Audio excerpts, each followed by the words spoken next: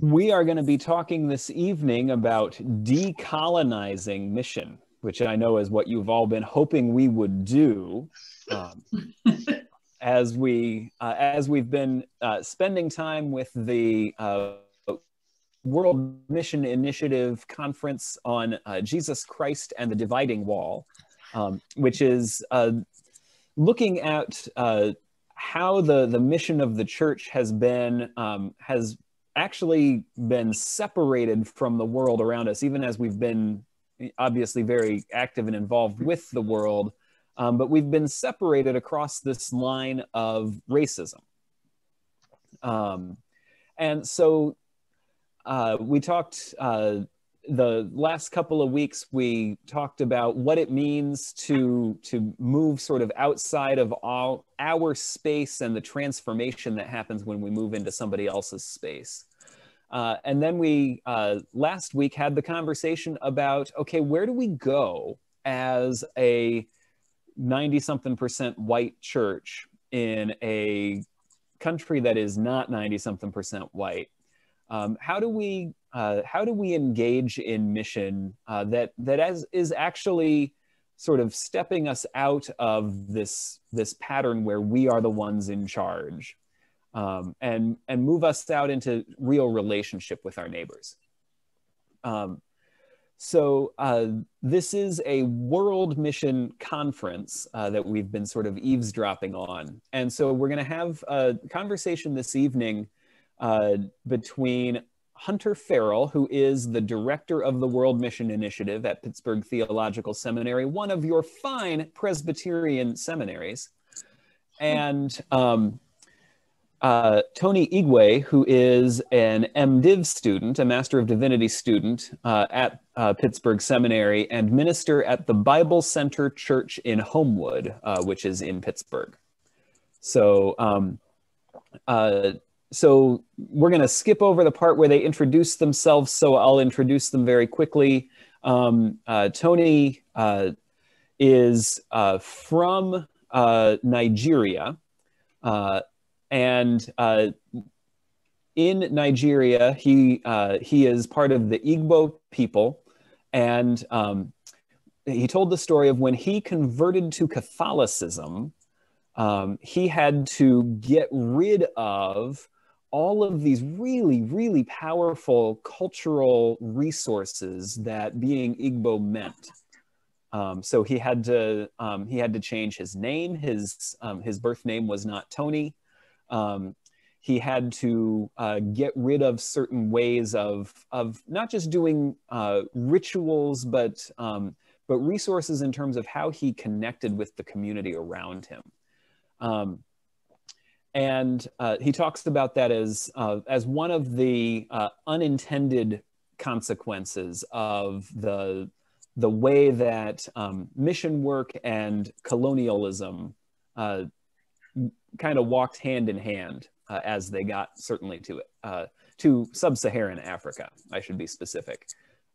Christianity has been in North Africa forever, and has been in sub-Saharan Africa off and on throughout that same time. But when European colonization and the missionaries that came with it arrived in Africa in the 15th century, that was when we really found the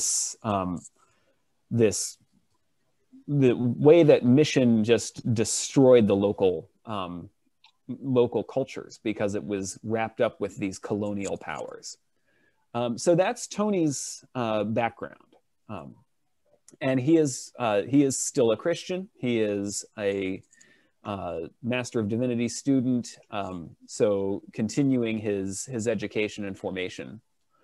Hunter he's the director of the World Mission Initiative. He grew up in a church that was really deeply committed to local and global mission. 50% of their budget went to local and global mission. He told this really great story from his first mission assignment in the Democratic Republic of Congo, which is also in Africa. And the way that he really struggled with, he knew that the thing that the village really needed was water. And the village elders had a different way of getting to that goal than he was comfortable with or happy with, until he realized what they were doing. And that kind of, that kind of opened his mind about how do we need to be in partnership? And he said, because I knew the best way to develop these people, I inflicted collateral damage on them because I wouldn't just get out of the way. And not completely out of the way, right? But I wouldn't move into partnership with them. Instead, it needed to be my way of doing things. And so he has learned. They gave a little bit of history on how we got to this point. And how we got to this point was colonizing ships. And the way that even just in a single century between 1800 and 1914, in 1800, Europe controlled about 35% of the world's landmass. So the continent of Europe, a few colonial ventures here and there, Canada, Australia, they're big. But over that 114 years, European control of the world rose from 35% of the world's landmass to 84% of the world's landmass. Much of that growth owing to European colonization in Africa. And then they talked about what are some of the positive and negative consequences of this from a mission standpoint, because it was missionaries riding along on these colonizing boats who, they were along for the ride, but they weren't critical enough about the project that the colonial powers were about in Africa, also in Asia, South America. So they said, positive consequences, the gospel was shared. Education and medicine and reduction in diseases and, the status of women was elevated and human rights were spread. This is all good stuff. But it also, of course, entailed enslavement and cultural erasure and white supremacy spreading into these cultures. And so there's this disconnect that has also been part of that colonial experience. And so that's, on the one hand, they're talking very specifically about international overseas mission. And you'll hear relevance to our own international mission partnership in San Isidro, but you will probably also hear things that are relevant to our own relationships with our neighbors. And so our immediate neighbors, right in West Des Moines and Urbandale and Johnston. And did I get everybody? I think I got everybody. So you'll hear that in terms of your own actual relationships with real live physical people, even if you have not been to San Isidro. And so I've got two short clips from their conversation. They're gonna talk about this colonial logic that says Europeans know best and we should be in control for everybody's good. So that's the colonial logic. And they're gonna talk a little bit about that and ask us to notice where that colonial logic happens in our own mission work. And then in the second little clip, they're gonna show us, they're going to talk to us about some strategies to decolonize our church's mission practices. So here's the colonial logic, and then here is what it looks like to move out of that model into a new model. So here come Hunter and Tony. So we talk about this colonial logic that is part of our mission work. And again, I want to invite you to think not only of your, of Covenant's mission work as a congregation, but your own engagement with the world around you. And so the logic being that we, the Europeans, know best. And so we should make all the decisions, and we should control the processes of getting our resources to you. So we have all the wisdom, we have all the stuff, we have all the means, and kind of your role as sort of the objects of our mission is to just receive that gratefully, ideally.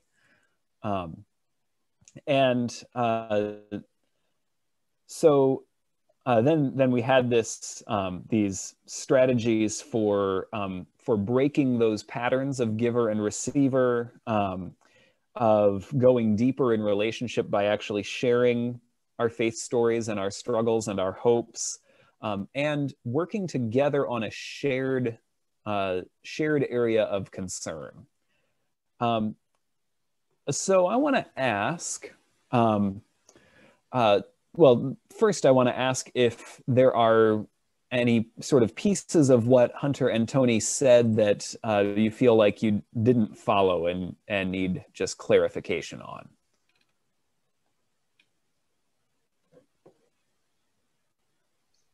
Okay. If anything comes up that you think, oh, wait, I didn't understand that, go ahead and shout it out. I think it hit me between the eyes. That was kind of my feeling of it as well. And particularly in thinking about my own self and the people around me.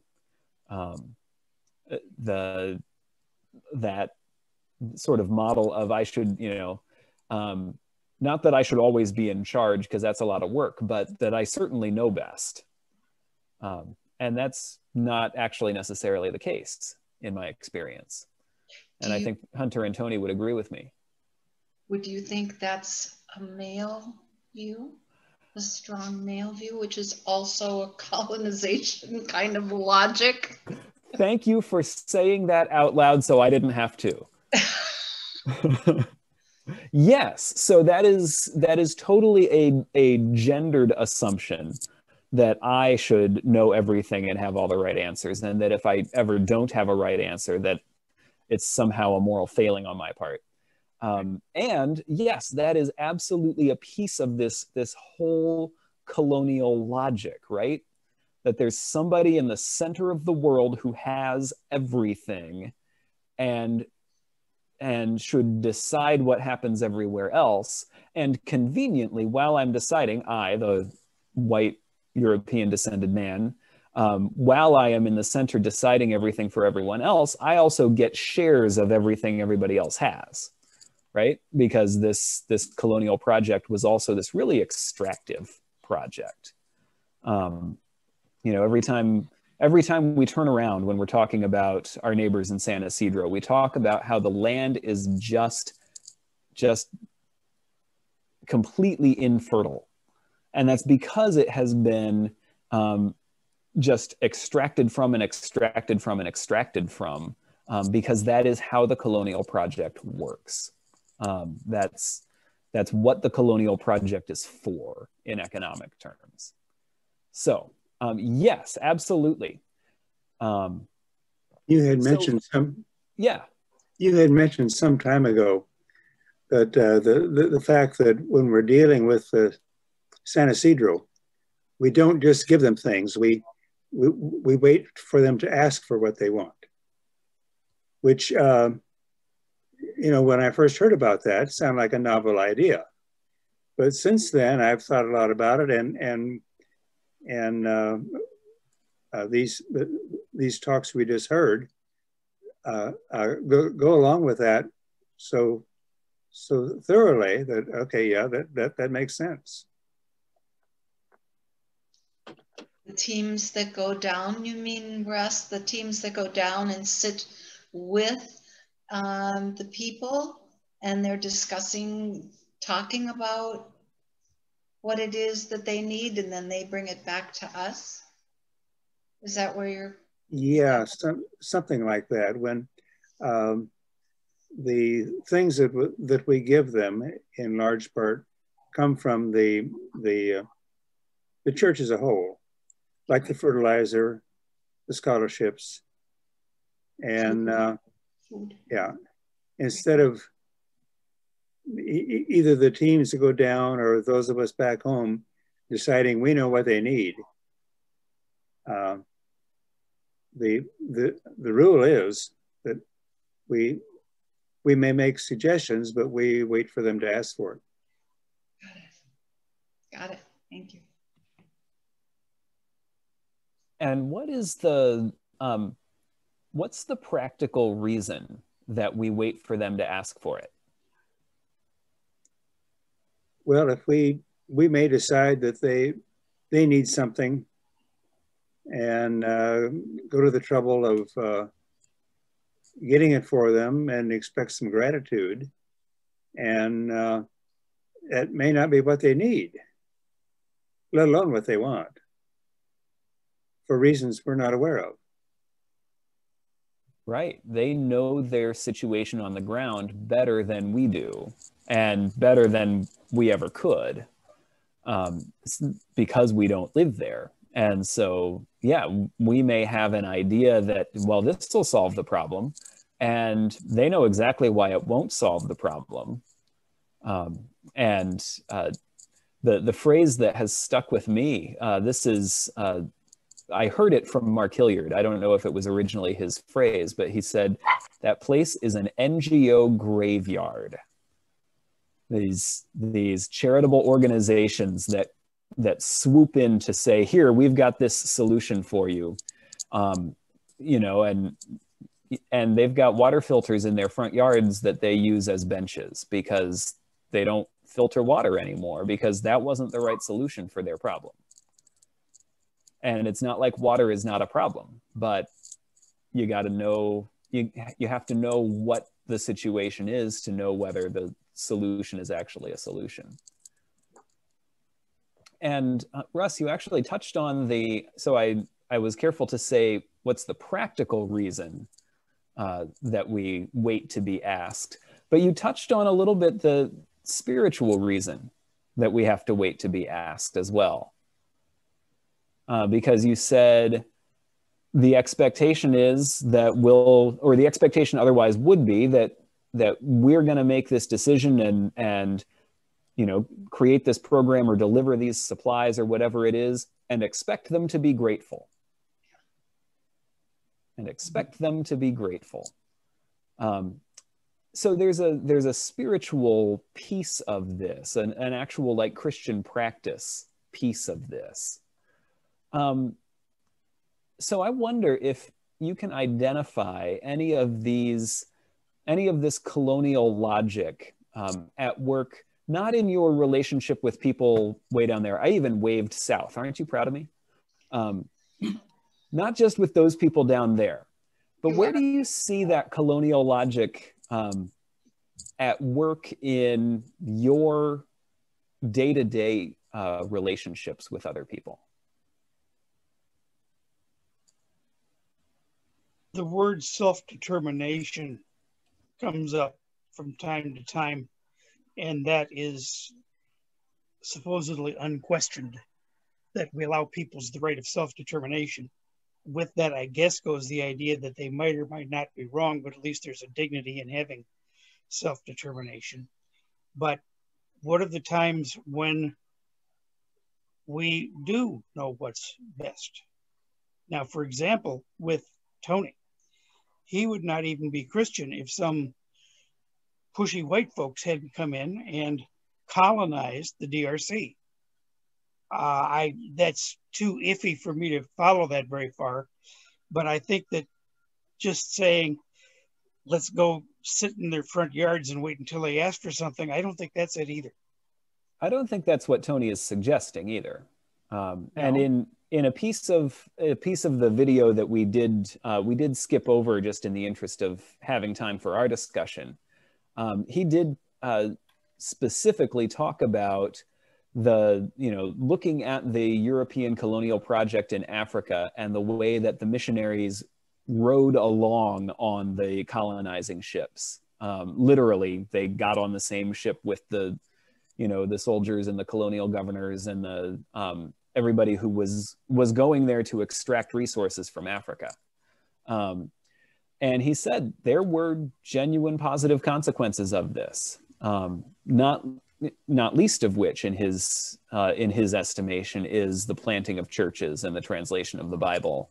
But he also talked about the spread of education and the things that Western medicine did for the people of Africa over that 114 years and longer. The reduction in disease in those places, the elevating the status of women, the principle of human rights. So he acknowledges that all of those things were good things. And along with that came enslavement and the erasing of African cultures and the spread of white supremacy into these cultures. And so he's not saying you should just walk away. But where is that?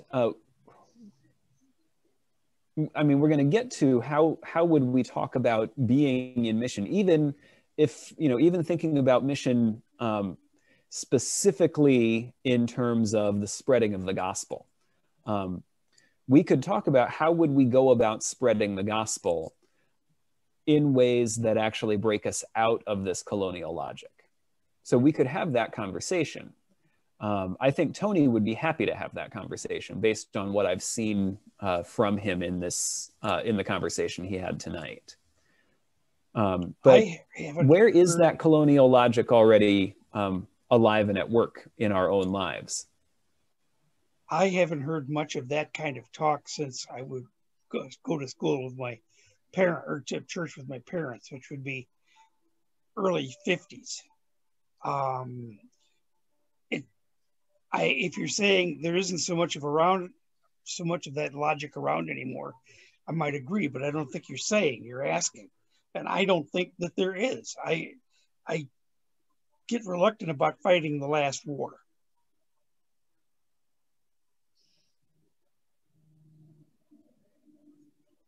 So by which you mean we're trying to this conversation about the colonial logic of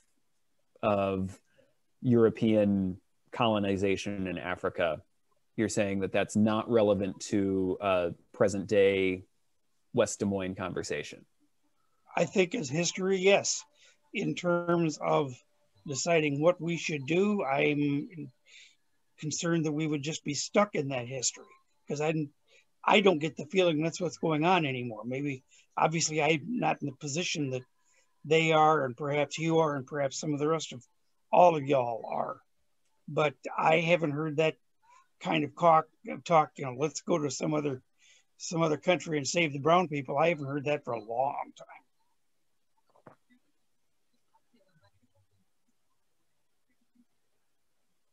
So if we come up with some ways we can avoid that, that's fine. But I don't think we need to fixate on what's been going on, because maybe I'm wrong. I don't think that's what is going on.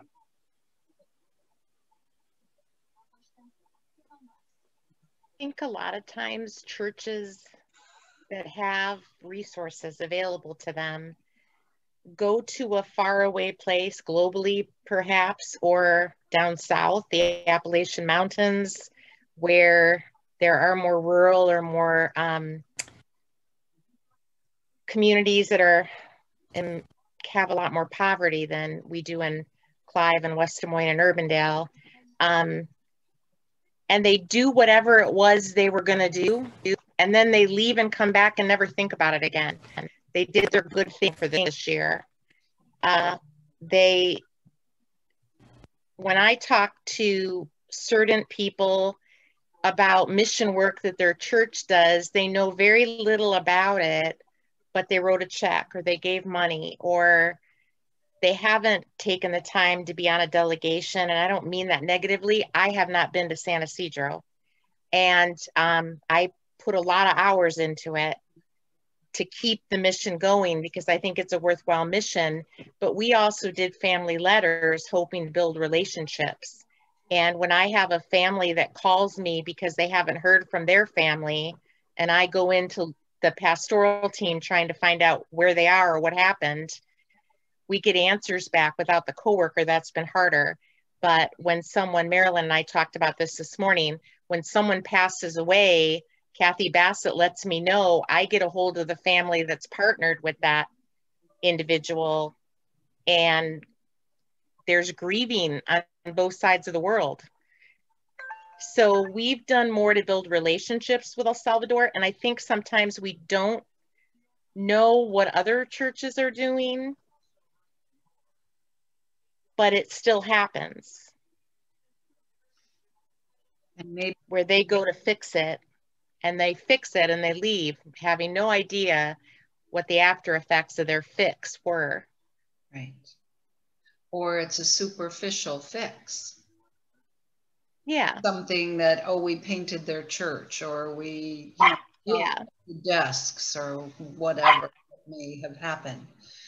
And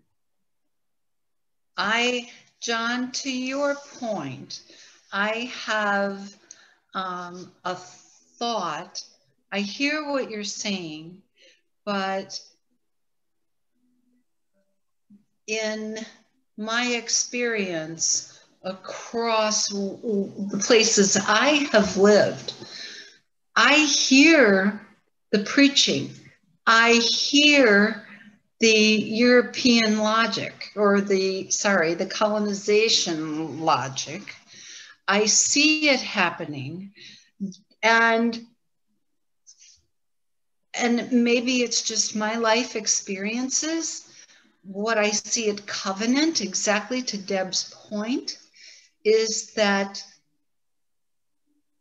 tying people together, tying is the wrong word, just having someone down there in San Ysidro that we can kind of communicate with. I know it's rather superficial and it's just, I don't know what you want to call it, like pen pals, but not quite, because we don't do it often enough. And Deb, that's not your problem.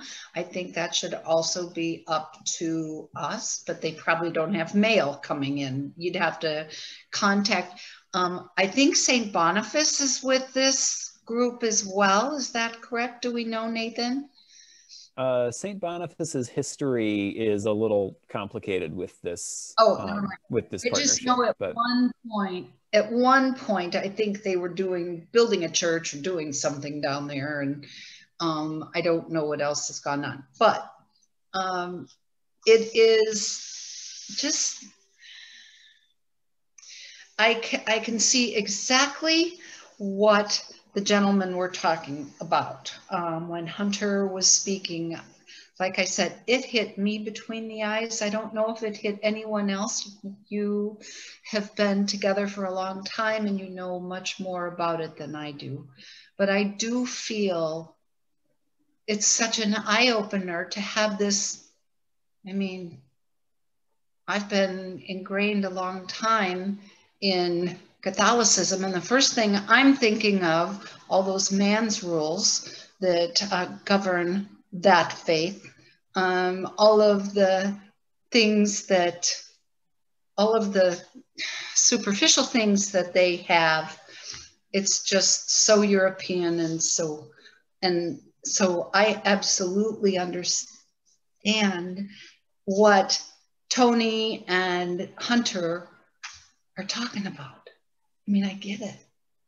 And shame on that it hit me so hard. Did it hit anybody else? Was anyone else? And you know what hit me was the fact that the pictures that they showed are exactly the pictures we see. The white person is framed in the middle of every darn picture. And I started I just turned in some pictures to Carrie to print tomorrow. And I don't think they're like that, but I do want to go and look after we get off of this lesson class. I'm like, oh no, did I send the wrong pictures? We do that though. Yeah. And I liked the round table idea, but wouldn't you know, that was a drawing. God forbid we have people sitting together and chatting, which I have seen people in San Isidro though. I've seen those images of sitting around and music and stuff. Sorry, Nathan, go ahead. Yeah, sorry, go ahead, Jean. I was just gonna say, one of the things that strikes me, especially since we've all been dealing with COVID and our isolation, is that so many of the missions, especially through the church, have always been so distant. I'm sorry, I mean, I do have a family, Jerry and I have a family in San Isidro, but it's not like they're next door.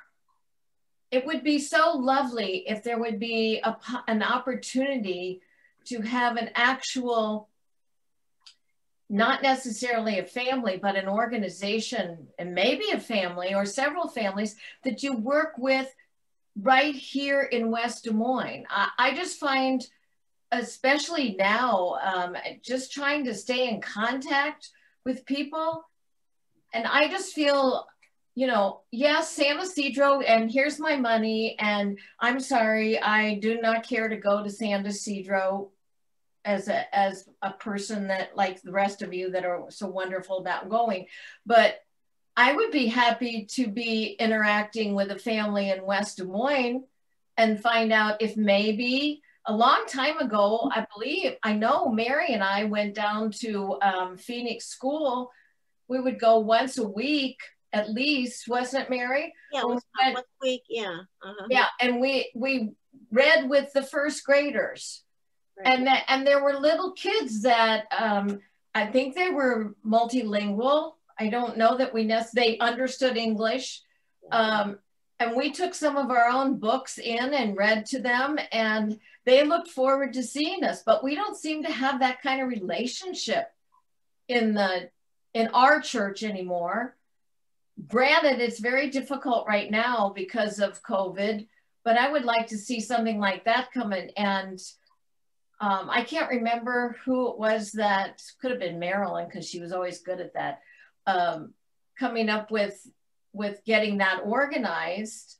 So that was back when Marty Remsburg was a member of Covenant, and Marty was the volunteer coordinator for the West Des Moines schools, but she worked primarily at Phoenix Elementary and Rex Mathis. Okay. And she was the one that got you guys started. I happened to be teaching there. I didn't know any of you, but I knew when those volunteers came to read to the kids because we heard about it when they were out at recess, or I saw them at lunch. They would tell me about the ladies that came to read books. And we did that with our own Head Start program for years and years too. Well, and it was just standard first graders that Mary and I each had a group. And anyway, my whole point is, we want more of that. I need more of a relationship of a group that you can say, okay, you're not going to be so specific and say, what it is you want from me? But maybe when you're working with somebody, you can notice that there's something that they need. And that if you can be a tutor, if you can be, if you can teach somebody how to do something. I mean, both Mary and I have sewn for years, and we cook, and we could do different things and teach somebody how to do something. Or the other way around, reality is, if they can teach me how to speak Spanish, I'd love it. So I just think that there is no relationships, unfortunately. So I really appreciate, Jean, that you at the end there sort of caught and they could teach me something that I also don't know. And that's a piece of that, breaking that pattern, right? Breaking the pattern of, here's here's this church with, you know, we've got the stuff and the people and the answers, and we're going to go into this school and they're just full of need.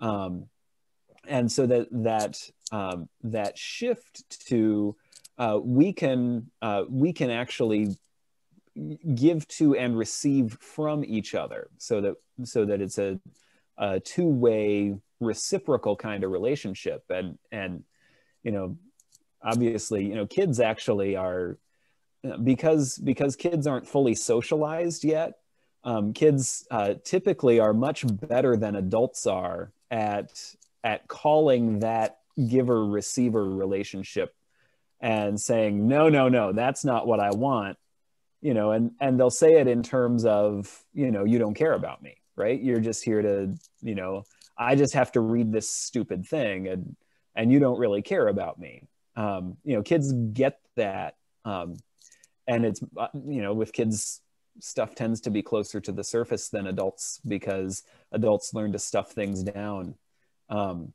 until they get old, and then the stuff starts coming back out again. But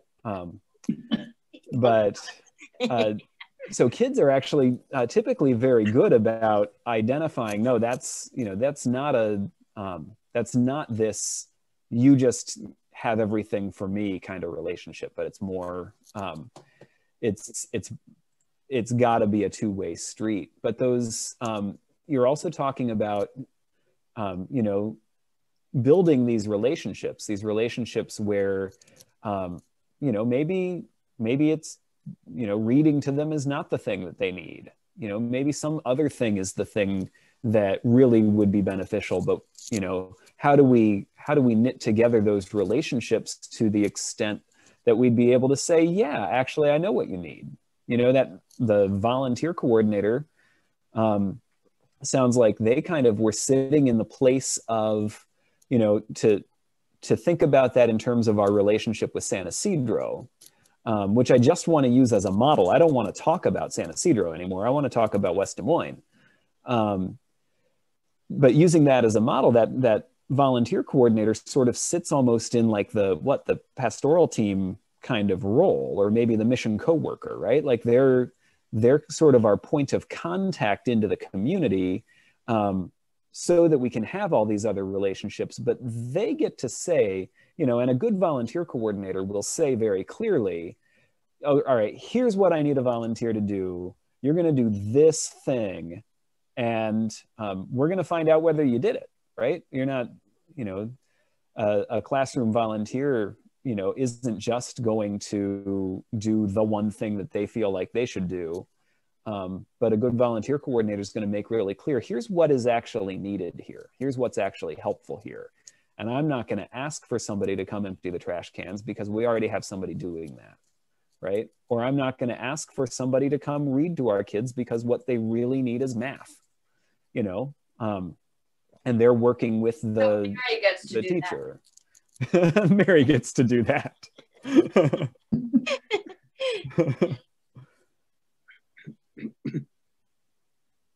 Oh, Bev, you are muted. Thank you. Yes, thank you.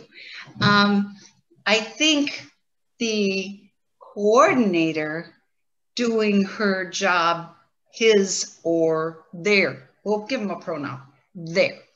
So doing their job inquires to the volunteer, what do they like to do?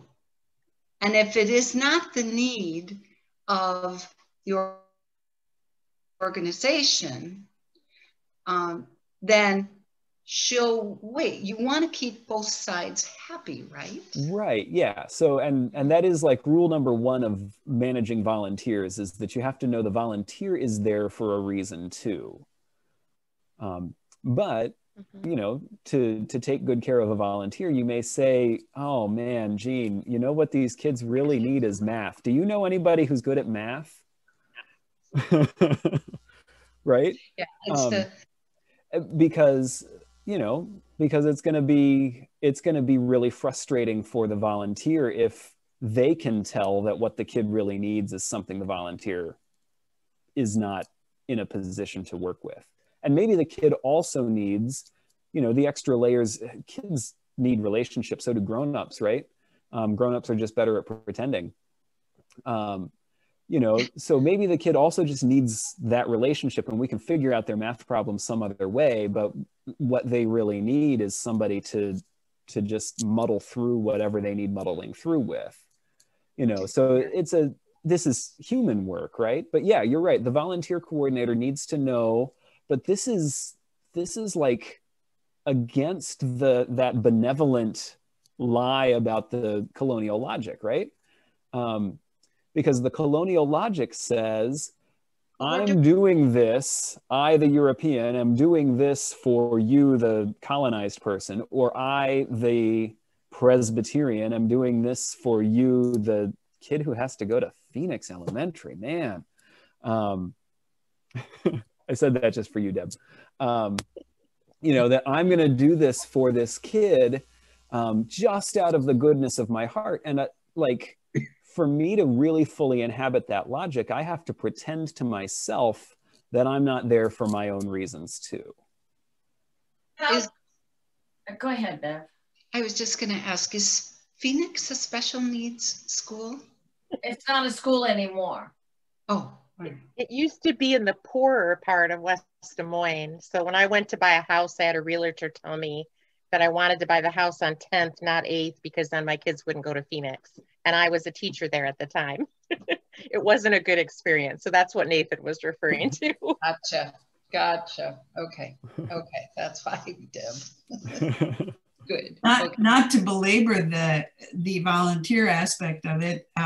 When we first got involved with Head Start in terms of volunteering, the teachers were very good about wanting people to come in and sit with the kids at lunch, be with them, help us when we're, help the kids get dressed to go out to recess, be with them. It was always be with the kids. Just, that's what the teachers felt was needed. And that was the easiest thing for a volunteer to do. Just go fit in, go into playtime, go, just be there. Be a mom or a grandma. Yeah. And we could, if we really chose to go that direction, we could be very involved with Head Start. At least that was the way it was eight or 10 years ago. I don't know what it depends upon the directress, and it depends on a lot of things right now. But, there's ways to be involved that aren't colonial. I think we're between a rock and a hard place right now until we get through COVID and vaccines and into vaccines, and to where everyone has had their shots, and then because it's going to be quite a large number of people that need to be vaccinated. So we can talk about this forever and ever and not be able to really implement anything. One of the things that I have noticed, and it just makes me crazy, is less of the European colonization, or whatever you want to call it. It's a white person's attitude. And I mean, that's the best I can call it. For example, I know of a number of churches, and several specific ones, that will do, or prior to COVID, I don't know if they're doing it anymore because COVID has screwed up so many things, but they would do a Wednesday night meal, and it was open to anybody in the community. And not only could they come and eat there, but they could come, and if they needed to take food home, they had the styrofoam and you could take a meal home. So some people would come in and they would take, well, I'm here and my wife is here, but I have 3 children at home who couldn't come. Could I please have 3 extra meals? And then they would thank them, and then they would eat the meal and go home. Okay, so the complaint I heard from the churchgoer, from the church person, was, they drive a car better than mine. They really aren't grateful. you know, we spend all this time and money doing this. It's an attitude thing. I don't know how do you get rid of the attitudes that these people come in and they're not grateful. And I think that's one of the hardest things for the white European, white people to determine is like, okay, either do it out of the goodness of your heart or don't do it. Because it's so annoying to say, you know, it's kind of like we were talking about last week. It's like, if the person comes and needs it, then you should be able to give it. But if you're not going to give it with joy and be pleasant about it, then, and you're going to whine and carry on about how this person, you know, has a car, maybe they sleep in their car. Maybe you don't know that. So I'm open to anybody's suggestion on how you get over that attitude on the majority of us who wander around and say how other people don't deserve things. I think you are hitting the nail on the head as where that colonial mindset lives inside of us and lives inside of me. That sense that if I do something nice for someone, they should be happy and they should be lower on the ladder than me, right? And like I will just decide where on the ladder they are by what they drive or whatever it may be. So I think you're hitting it on the head with the way that I think this really is relevant to how we go through the world. So if we're going to talk, yeah, sorry, go ahead, Russ. I can't help but think there's an awful lot of this going on in Washington these days too. Now, that's like red meat in front of me, you know that. But I'm gonna actually pull us back from Washington and back into West Des Moines. That's okay. If you go anywhere with it, go to the Golden Dome, not the White Rotunda. So if you wanna step into that space, but where is that attitude alive that or I guess Jean talked about the way that we you know, when I do something nice for you, I should decide how much nice you're entitled to, and you should be happy about that. And so how do we walk that back inside ourselves? How do we change our mental approach? Say that again, Bev. I said, and others around. How do we deal not only with ourselves, but with others that act that way? You know, I think it's almost a feeding off of, it can be.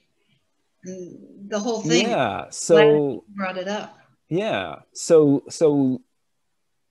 I will grant as a legal topic, how do we manage our reaction to other people's colonial attitudes? I will say an out of bounds topic is how do we change other people's colonial attitudes? Oh, I don't think that's going to happen. Mm-mm. Well, so let's just. Yeah. I think we have to choose our own first. I would be very happy to know if there was some kind of.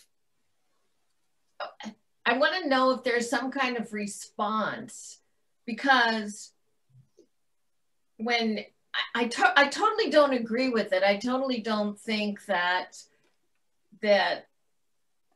we need to be. I mean, just for the grace of God, none of us are walking in those people's shoes. Right. It's just the way that it came out. I don't think that I've gotten over that sounds so egotistical. I don't mean it to be that way, that I don't look at it in that direction, but I don't know what kind of response to have to the people that I'm working with or somebody else that says, well, you know, they don't deserve it, or we don't. And I'm thinking, why do you do it then? But I don't know how to respond. And I just find it so depressing. So as a teacher, I used to have a lot of toys, extra gloves, stuffed animals in my classroom. And other teachers would sometimes say, don't they just get stolen or broken? And I would say, yeah, actually a lot of the Beanie Babies disappear. And I hope that the child that took it needed it more than my classroom did, and just kind of smile and move on. And after a while, I'd start to notice that the people around me, the teachers that I spent more time with, were responding the same way and making some of those things their same things that they did too. They brought in stuff that they knew the kids didn't have and wanted and let it be available. And I would say that clearly in my class, if you need to borrow it, go ahead. And when you're done with it, maybe you could bring it back. And some things did come back with some kids, and some things I never saw again. But maybe if we keep modeling it, eventually it'll be deep in our own hearts, and then other people will pick up on it. I don't know what else we do other than just keep modeling it over and over and over. I don't know if it'll work, but I hope it will. It's that saying about walking in their shoes.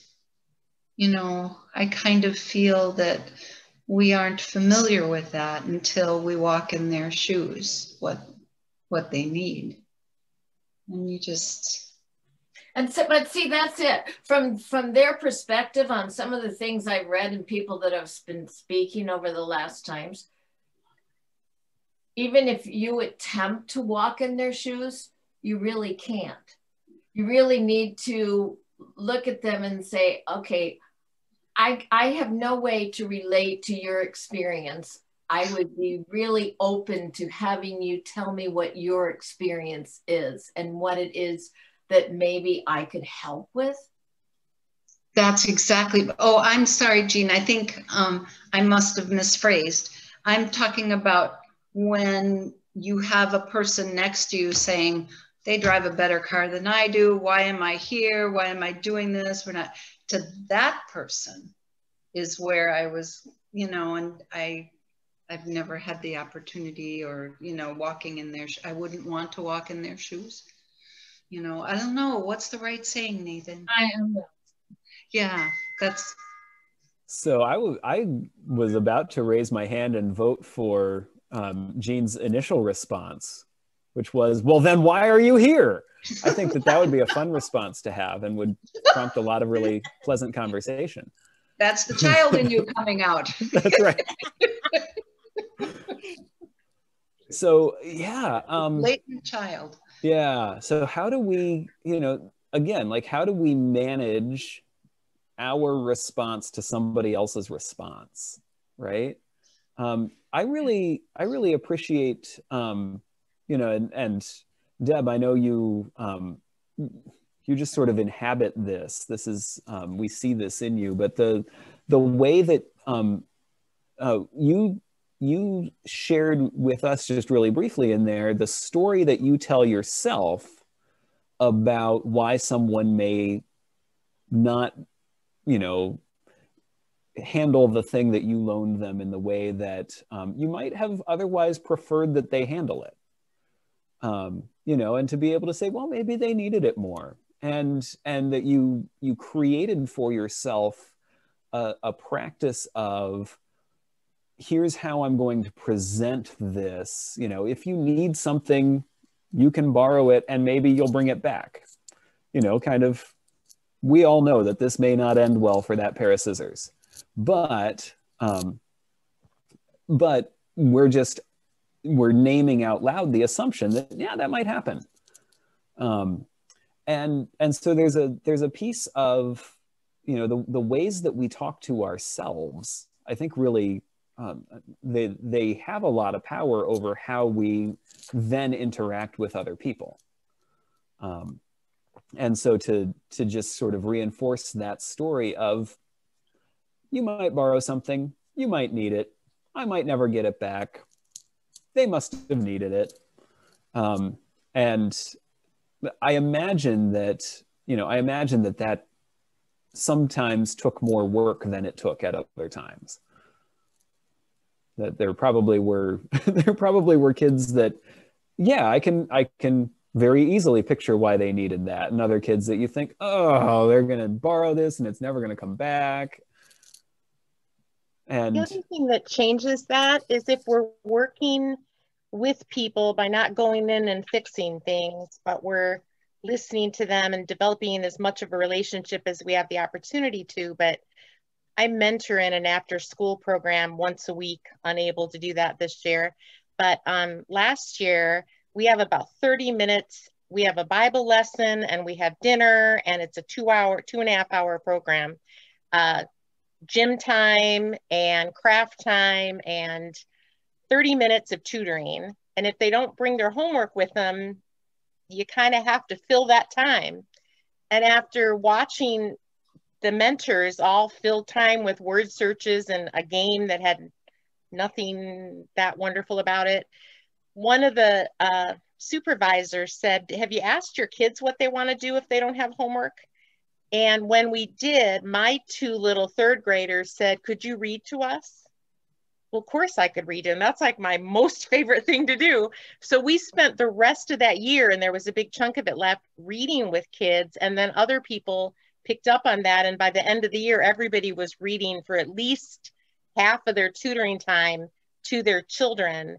And the kids were bringing books from school, and we were bringing books from home, and the church had books, and all these different things happened. But it was because we listened to them instead of thinking that we know best, which we were trying to do, but we didn't know best. They just wanted to be read to.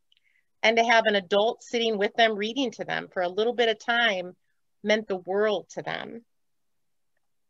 So this year we're just writing letters, and then they have to write back to us, which I don't know if that's a plus or if the writing back is pretty cumbersome for some of them. But my mentor-y child from last year has already written me a letter saying, can you read to us again? And I'm hoping that I'll be able to get together with them this summer once vaccines are in arms, because they really, really like that over all the many things we did. And that's true in every story. If we have a relationship and we don't think we know how to fix it, I'd like to learn how to make tortillas. And that's something I would love to learn how to make, but I've never asked the 2 Hispanic children that I worked with all the last 2 years. And I'm sure their families would be willing. So those kinds of give or take things are what really make a difference for people. We had the family from Nigeria too, and I remember talking to Evelyn, and she said, what we've heard about Americans is they develop relationships, but it's only at a surface level. It's not a deep relationship like we have in Nigeria. And I felt offended. And yet I met them 4 or 5 years ago, and I've probably talked to them not at all in the last 12 months. But I spent a whole lot of time the first couple of years driving them around and getting their kids into college and helping them get apartments and houses and all the things that I did. And then when their basic needs were met, I let it slide. And so she's right. I did exactly what she said I'd do, and I swore I wouldn't. But we move too fast and our lives go too fast. And that's an issue with this kind of colonialism, demystifying it. That is a really poignant example of the way that those relationships can, go and then not go. And at the same time, yeah, as you described, the power of those relationships with with those kids, that then you could say, all right, I don't know what you want to do. Why don't you tell me what you want to do? And what a gift that they landed on your favorite thing. Yeah. So that is some of the work of so the title was Decolonizing Mission. Really, we're talking about decolonizing our relationships with the world around us. So we're going to do one more week of conversation based on the World Mission Initiative. And we're going to look at a church that was one of the, cornerstone churches of their neighborhood. As the neighborhood went through a great big series of transitions. So you can call it decline, you can call it, you could call it all kinds of things. If you're thinking in post-colonial language, it's that spot ceased to be important for the powers that be. So what does the transformation of that neighborhood look like in relationship with this church that has been in the neighborhood? So you've got new people, you've got old people in terms of time in the neighborhood, and how do we navigate that? So this is going to be, again, sort of a church in relationship with their community. So I think it should be sort of a natural outgrowth of the conversation that we've had this evening. And again, very much at home in terms of this is our neighborhood. We can define neighborhood in whatever way is meaningful for our conversation. But we will hear from Patrice Fowler-Searcy next week. And there will be a link to that in your Covenant Corner tomorrow. So take a look, pre-watch if you are interested, and we will continue the conversation next week.